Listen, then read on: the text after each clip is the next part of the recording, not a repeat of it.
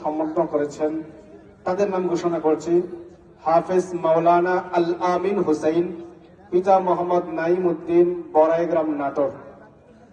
মাওলানা মোহাম্মদ রাকিবুল ইসলাম, পিতা মোহাম্মদ রাইদুল ইসলাম, দুর্গাপুর, নেত্রকোনা। হাফেজ মাওলানা নাইমুল ইসলাম, পিতা মোহাম্মদ দুলাল মিয়া, দুর্গাপুর, নেত্রকোনা। হাফেজ মাওলানা জাকির হুসাইন, পিতা মোহাম্মদ জামাল উদ্দিন, কোতোয়ালি, মোমিনশাহী।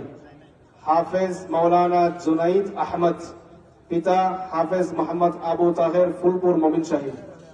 হাফেজ মাওলানা আয়াতুল্লাহ, পিতা আব্দুল হাই, ঈশ্বরগঞ্জ, মোমিনশাহী। এরপরে হাফেজ মাওলানা খুবাইব আহমদ, পিতা মোহাম্মদ নুরুজ্জামান পাঠান, শ্রীপুর, গাজীপুর। হাফেজ মাওলানা হাবিবুল্লাহ, পিতা মোহাম্মদ আলী, ঈশ্বরগঞ্জ, মোমিনশাহী।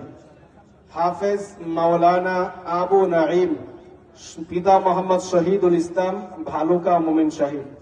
এরপরে হাফেজ মাওলানা মুজাম্মেল হক, পিতা মৃত মুফাজ্জল হুসাইন, কোতোয়ালি, মোমিনশাহী।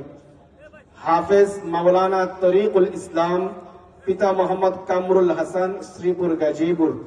হাফেজ মাওলানা নাদিম মাহমুদ, পিতা হাফেজ মাওলানা মুজাম্মেল হক, শ্রীপুর, গাজীপুর।